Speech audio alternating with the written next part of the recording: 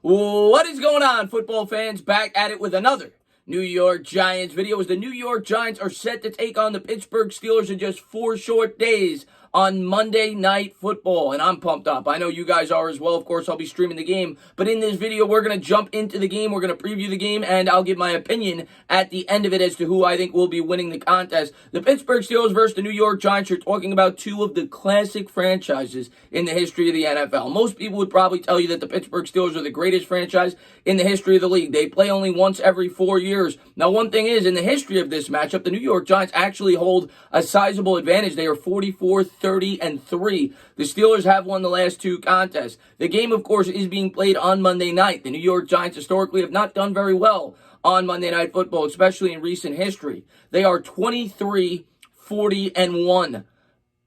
The Steelers, to the contrary, are actually the best team in the history of football on Monday night. They are 48-24. Actually, no, I'm sorry. 51-24 all time. And Mike Tomlin, since he's taken over as the head coach for this football team, they are 15-2 under the lights. So the Steelers definitely performed very well historically on Monday Night Football. But let's jump into some of the key additions for both of these teams this offseason and some of the players that they lost.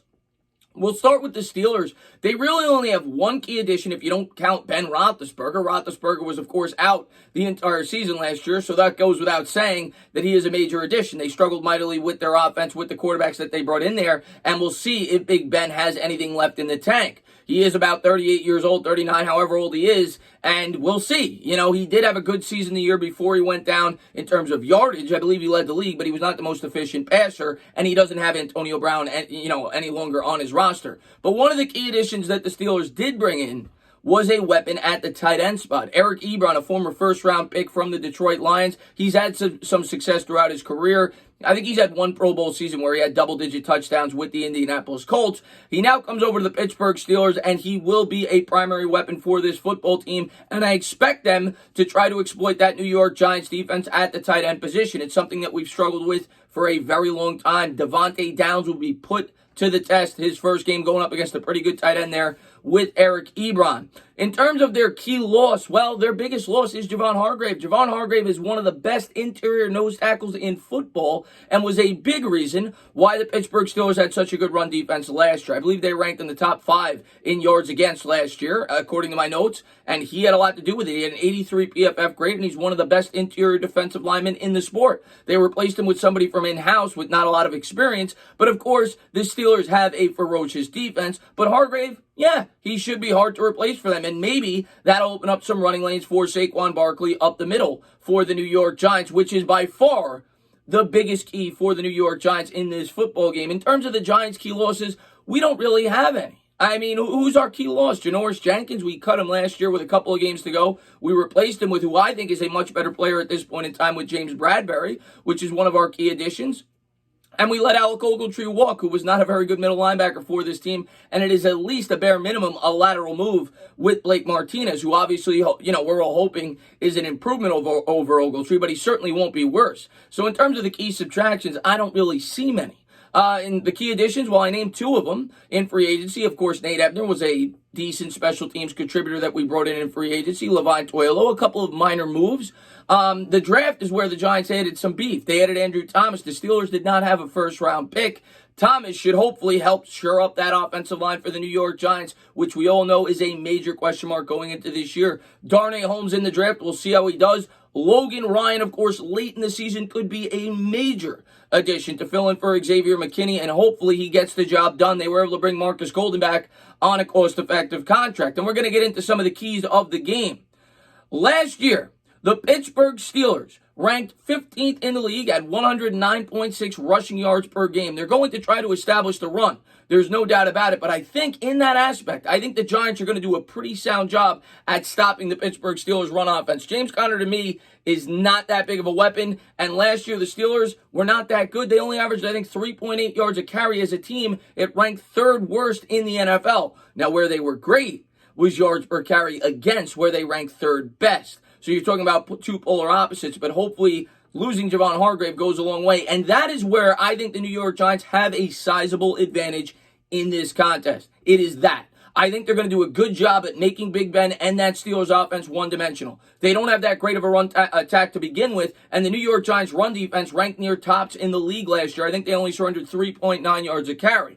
We all know the biggest strength of that team is the interior line. Well, if you go over the injury report, the Pittsburgh Steelers are going to be without their former All-Pro guard, David DeCastro. So I do think the Giants will be able to get a sizable push up front, and they're going to collapse the pocket and hopefully force sack opportunities for guys on the outside like Lorenzo Carter and O'Shane Ximines, which of course is going to be a major contributing factor if the New York Giants win this game. But where the Giants have the advantage, make no mistake about it, is in the running game. I think they're going to be able to stop the run for the Pittsburgh Steelers, and the major question mark on the offensive end is whether or not Saquon Barkley could get things going, and we'll get to that in a couple of minutes. To me, the big key on offense against the Pittsburgh Steelers is staying committed to the run. This is a team that returns three All-Pro players, 4 Pro Bowl players. They got 2 in the secondary. They got 2 on the edge. One on the edge, and they've got Bud Dupree, they've got T.J. Watt, they've got Cameron Hayward. He was the other Pro Bowler, and then in the secondary you've got Joe Hayden, Pro Bowl cornerback, and of course Minkah Fitzpatrick, who was a huge addition to this Pittsburgh Steelers defense last year. He's kind of a jack-of-all-trades player that you can move around. The Pittsburgh Steelers last year, their defense was ferocious, and when you factor in how poor their offense was without Big Ben, it makes their defense even more incredible what they were able to do. Last year, the Pittsburgh Steelers had the worst ranked offense in terms of plays per drive in the NFL. The New York Giants were very bad in that department, make no mistakes about it, but the Steelers were dead last with 5.17 plays per drive. Yet, the Steelers still ranked 5th in yards against and 5th in points against. They also were able to force the most turnovers in all of football with 38. And the biggest number, 18 forced fumbles recovered, which led the league. The Patriots were second with 16. Well, what's the New York Giants' biggest problem in terms of offense? It's fumbling the football. That is going to be a major key in this football game. Daniel Jones is going to have to hold on to the football. He dropped it on the ground 18 times last year. I think he lost 11. He had 23 combined turnovers. But the biggest key to me here is keep the ball out of Daniel Jones' hands as much as possible. And I'm not bashing Daniel Jones, but this Pittsburgh defense is ferocious. Last year, in their losses, they went 8-8. In their losses, the quarterbacks attempted 29 passes on average. In their wins, the quarterbacks attempted 34 pass attempts on average. They want you to throw the football because then that allows their best players, T.J. Watt and Bud Dupree, to pin their ears back and they get to go after the quarterback. T.J. Watt, to me, is one of the most underrated defensive players in the NFL and maybe my pick this year for Defensive Player of the Year. He's coming off a year in which he had 14.5 sacks. He's tremendous in pass coverage. The Giants have to find a way to establish the ground game against this team. And what they may have to do is throw on first down. You may have to throw to set up the run because Mike Tomlin's already said it, and it's common sense whenever you go up against the New York Giants. They are going to stack the box, and they're going to try to make Daniel Jones beat them. The Giants have to be clever in their play selection. Expect some play action rollouts, expect some RPOs. But if Barkley doesn't get the ball, we don't win. Period. End of story. Barkley, over the course of his career, he's played 29 games. He's missed 3 due to injury. He's had 6 games in which he's had 20 carries or more. The Giants' record in those 6 games is 5-1. Their lone loss came to the Indianapolis Colts in a game in which they should have won. In Indianapolis, they choked it away. They lost 28-27. In the other games, the 23 games in which Saquon Barkley has gotten 19 carries or less, the New York Giants are 4-15. It is common sense, especially against a team like this with the pass rushers that they possess. The New York Giants have to find a way to win the time of possession, get Daniel Jones in unpredictable situations where they don't know if you're going to run or if you're going to pass. And it's going to be a challenge. The Giants have 3 new offensive linemen to this line. Yes, we're all very excited about Andrew Thomas, but he is going to be put to the test. And to me, that is the biggest key matchup in this game. The offensive line as a whole, but specifically Andrew Thomas and Cam Fleming on the tackles because they've got edge rushers that are coming. And I think their best friend in this game is to have a potent ground game. You have to get the ball to Barkley. And without Hargrave, I do think the Giants can run the ball at least fairly effectively.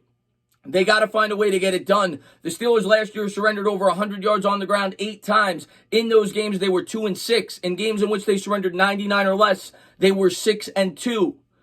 The name of the game against this Pittsburgh Steelers defense and any team in general this year with Saquon Barkley on your football team is to run the ball often and run it effectively, to win the time of possession and keep your defense off the field. If the Giants are able to accomplish that, if they could get Barkley 20 carries, if he could have over 100 yards on the ground, I think they're going to get out of Monday night with a win. I really honestly believe that. Now, I don't know if they're going to be able to do that. And they have to limit the turnovers. And they've got to create some on the other side of the ball. Because I think they're going to be able to make the Steelers one-dimensional, I do think they're going to have opportunities to create some turnovers. And I expect the New York Giants to be blitzing early and often in this game. This is going to be an aggressive defense, and it's going to be the same thing on the other side of the football. The nickname of the Pittsburgh Steelers is Blitzburgh for a reason. And last year, Patrick Graham-led defense, they blitzed almost as much as anybody. They blitzed, I think, 41% of the time on third down. So both defenses are going to be very aggressive. Don't expect this Giants defense to be back on their heels like they were last year when it was 3rd and 10. They'd be 15 yards off the line of scrimmage. They're coming. And, of course, the second cornerback is going to have to get the job done. In terms of the weapons for the Pittsburgh Steelers in the passing game, well, they've got a talented wide receiver with Deontay Johnson, who at this point is questionable. We'll see if he does play. Their first draft pick, was the rookie wide receiver out of Notre Dame. I don't know why the name's escaping me right now. Oh, Chase Claypool, who is a tall threat who should help in the red zone along with Eric Ebron. And, of course, Juju Smith-Schuster is a wide receiver that I think they're going to move around and expect them to spy him possibly with James Bradbury. I'm not too sure how they're going to go about doing that. Maybe they'll use Logan Ryan as a spy. I don't know, but Schuster is best in the slot. Expect them to try to attack the middle of the field against the New York Giants, being that Devontae Downs is a liability in coverage against Eric Ebron. I think that will be the game plan for the Pittsburgh Steelers on offense. I think they'll try to establish the run, but I don't think the New York Giants are going to allow them to do it, and then they're going to try to open up the pass, and they're going to try to hit some big plays, because the New York Giants will be aggressive on defense and expect the Steelers to try to hit some big throws over the top to their big playmakers. I think that's the way that this game is going to play out. This defense, guys, is legit. There's no doubt about it. The Steelers, to me, do not sleep on this football team. The return of Ben Roethlisberger will be the key to the Pittsburgh Steelers season this year. If Big Ben is Big Ben of old, and he could go out there and be an efficient quarterback and throw for 4,500 yards and throw for 30-plus touchdowns, the Steelers are a Super Bowl contender because their defense is that good.